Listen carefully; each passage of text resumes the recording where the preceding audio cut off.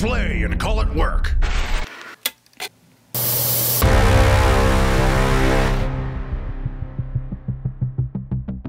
Hey everybody, Matthew and Lee here from MiniWarGaming.com, and welcome again to the Fungeon, to the next episode of building an epic 40k table.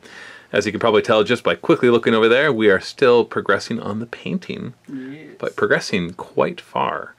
In fact, it looks a lot done. Still more details to be done, and the ground still needs to be finished, but you've made a lot of progress in the last week. And it's not even like the sole thing you've been working on. So what's your secret? How did you find ways to make it look complete so quickly? Let's start there. I don't know. I'm just fast, I guess. I just fast painter. Yeah, that's really useful to the people who are wondering how to paint faster. Yeah. What makes you a fast painter? Like how did you approach it so that you could get things done and make it look done? Because there's an infinite number of amount of detail you could put onto this stuff. So how did you make your choices of what detail to put on? Well, I just picked a piece. I started with this one, and I just put the details on. I mean, only thing I did was the white aquillas and the silver, and then the heavy bolter as well. Yeah, and I just decided to finish that level of detail on every piece and see how it looked. Yeah, because basically the rule of thumb we had is when I walked in and looked at it, did I think it was done before you told me if it was done or not? And it was interesting because I was surprised how much the gate's not done, by the way, surprised how much just that small amount of detail on everything just all of a sudden made it look like, oh yeah, I could see you being done right there. Of course, you can add more detail. But with the scale of the project, those definitely look done. So let's walk through a few of the things that you painted, and why don't you talk to us about what you decided to paint, why you decided to paint it. Let's start here with the landing pad. Well, covered up the upside down aquillas. That's heresy. Yeah, because people are complaining about it. So okay, fine, I'll cover them up. Because there's like one facing this way and then the other one on top. So I just cut out a diamond of plastic card. I just glued it on top and sprayed it. So that was fairly easy to do. And then how did you paint these lights? I basically airbrushed blue and put a dot of white on it. That's all I did. Was the white with an airbrush or just with a brush? No, it's an airbrush.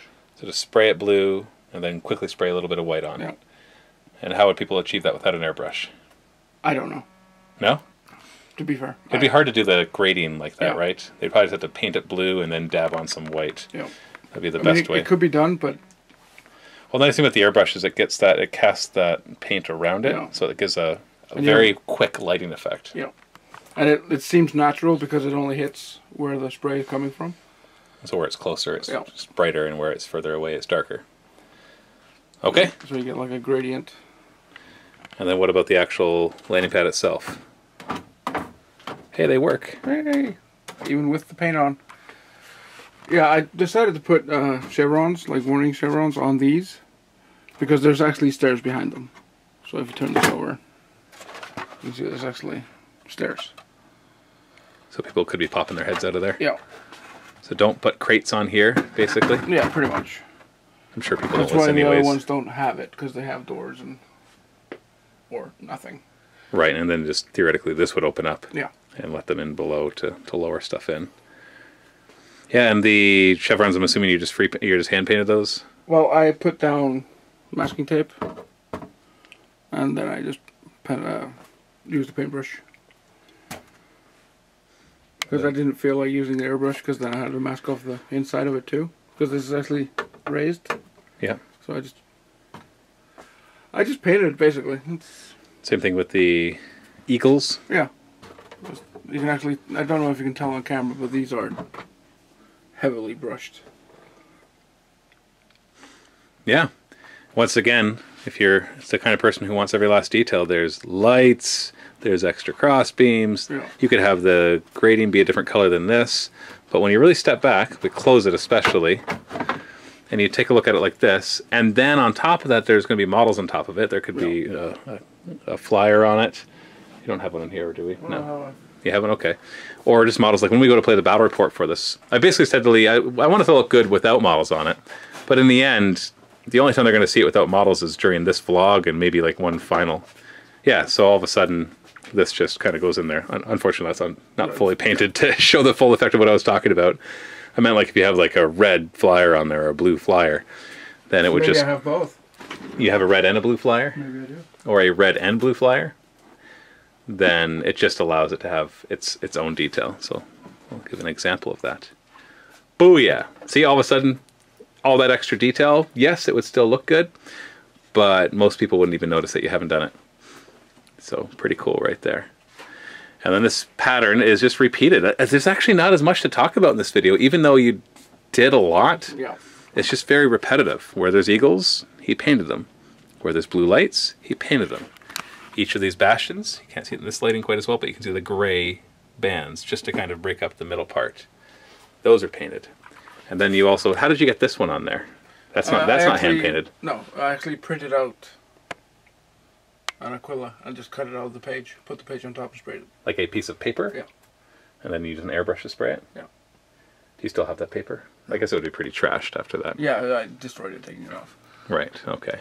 So you're able to achieve that with just regular plain white paper that you then printed off. If I wanted to make something that would last longer, I'd probably just take the thinnest plastic card I can find, because that doesn't warp when you spray it, and cut it out of that instead of the paper, because the paper just, it becomes soaked with paint and you can't use it You're again. peeling it off in pieces. Yeah.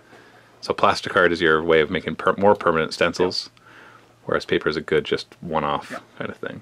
Well, it looks cool. We got to get you got a Thunderhawk that you can put on there, right? Yep. Somebody's knocking out the door. Go away, we're filming. Jeez, the nerve of people to come and see you. I gave them explicit instructions. Leave Lee alone. Leave him alone. All alone in the Fungin. Then we have this piece right here. It's a little different than the rest. What level of completion would you say the entire table's at? If you were to give it a percentage. A percentage? Yeah, a percentage painting like completion. 85, maybe 90. So what's the other 10%? Why don't we talk about that? Well, I have to finish the edges. They're going to be black. I have to put the markings on the actual ground. And then I only have 3 pieces to finish. Both the red pieces and the gate. Outside and inside? Yeah. Oh yeah, then I have the crane and the train blade. Yes, we'll take a look at the crane in a second. So the administratum buildings, so here you can see that it's still kind of just the base coat, the shading that you did. There's no more details that have been added to that. Any ideas yet what you're going to do to finish that off? I'm just going to add gold. You're not going to pick out every individual skull? Maybe. Actually? Yeah. Well, I guess if they were white, like kind of this faded white, that might look really good too. And maybe it's not as hard as it looks. Says the person who doesn't do the painting. Yeah. Yeah. but yeah, so not a ton left. And then we got the crane over here, which is still at the base coating stage. Yeah. What's this piece? Just another piece of terrain just to get thrown anywhere? Just a couple of... And no more work on the train blade yet, eh? Nope. Still just kind of leaving that until the last thing? I haven't decided what I'm going to do. Well, technically the table works without it. Yeah. And so but I want to finish it, though. Of course, we're not going to not finish it. I'm just saying that you could finish the table and then go and work on it while we use the table for something else or showcase it or whatever. Yeah. And this actually, because you look at the bottom, it's actually pretty dark. But then it... Yeah, you can see the shading that we that's talked just about. with a spray can. Yeah, that's the shading we talked about last week in the base coating one. Yep. I'm trying to think of other things to talk about for this, but there's not much else. Not really. I can see. I'll just show some of the detail that you can see there. I'm not 100% sure what was on there last week. It's all a blur. I think this wasn't done last week. No, this wasn't done. He's picked out some of the gold and added some blue in the thermic conduit details. And then added the red just to kind of let it match some of the other pieces. Is this done? This is done. Okay.